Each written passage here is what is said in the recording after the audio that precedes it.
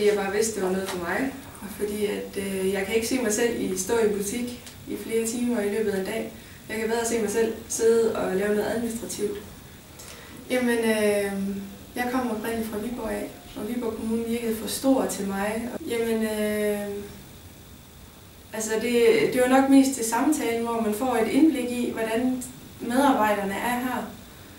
Fordi der føler man sig ligesom velkommen. Du er allerede en af dem, kan man sige. Altså min på den gode måde. Jamen det, altså selvom man er elev, så skal man stadigvæk booke mødelokaler og hente kaffe en gang imellem. Men det er jo det, der følger med. Det skal alle de andre administrative elever også. Og andre administrative medarbejdere. Du sidder og indberetter feriefravær. Du sidder og har med borgere at gøre, tager telefonen.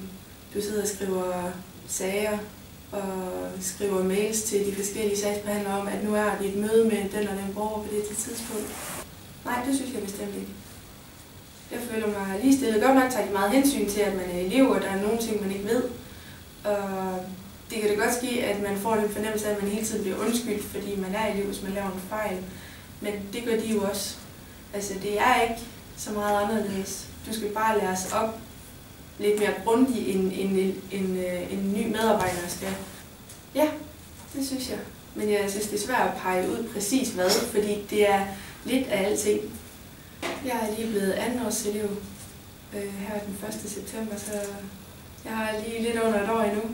Jeg skal på 3 skoleophold. Om en uge så skal jeg på mit 3. og sidste skoleophold, hvor vi skal i gang med at lave vores fagprøve. Det synes jeg bestemt. Altså, du får ligesom den her start, kan man sige, på hele uddannelsen, hvor der er 3-4 måneder, inden du skal på det første skoleophold. Så har du lidt erfaring med dig.